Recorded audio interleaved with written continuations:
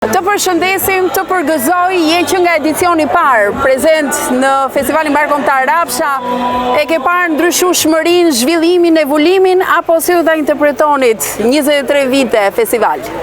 Po, pyetje shumë me interes, edhe unë ju përshëndes para së gjithash, dhe mund të them se vërtet ky festival nuk është si festivalet e tjera, është një festival ndryshe, një festival i veçantë, madje hyn në radhë në festivale më të veçanta kombëtare nga këtu deri në Gjirokastër. Po, kam pasur fatin nga fillimi, për cilë këtë veprimtari që nuk është vetëm kulturore, etnokulturore, pra është një veprimtari edhe kombëtare, pastaj një veprimtari me interes shumë të madh edhe etnokulturor, ballkanik dhe evropian. Me qenë se ne ende i ruajmë traditat këtu, traditat e cilat parët tanë i kanë ruajtur ndër shekuj dhe në ditët tona tashmë kanë vritur këtu.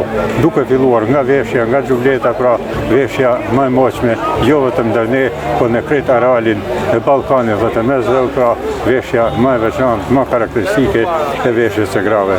Pastaj kemi edhe vallët, kemi këngët, instrumentet nga lahuta dhe instrumentet e tjera, dhe të gjitha këtu i bëjmë bashkë, paraqesin një vlerë jo vetëm kombëtare, po një vlerë edhe barkombëtare, pra edhe të nivelit ballkanik, evropian, po pse jo dhe botëror.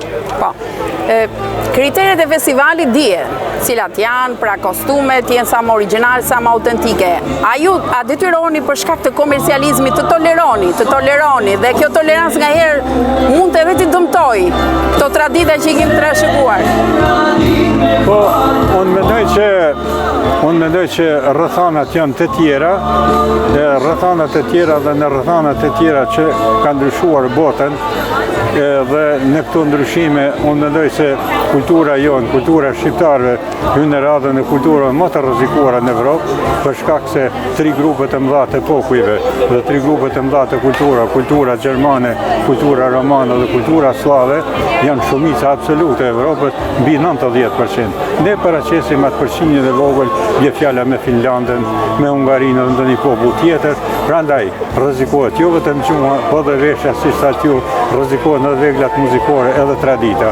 Por, fal kambullësisë organizuesve të këtij festivali, fal shoqatës pra kulturore artistike Rapsha dhe këtyre që janë vërtet shumë të palafshëm ditën e natën punojnë, ne vërtet jemi aty në nivelin sikur të kishim punë më mirë se kushdo tjetër. Në vërtet rrethanat janë krejt ndryshe, një pjesë e madhe kësaj popullsie nuk jeton këtu, jetojnë në Evropën perëndimore, shumë prej tyre kanë kaluar, si thonë edhe ujët e madh atje Atlantikun dhe jetojnë Shtetet e Bashkuara, po megjithatë sonte kemi këtu. Janë edhe çdo natë dhe në çdo festival, dhe vërtet ky është një festival me plot kuptimin barkombëtar.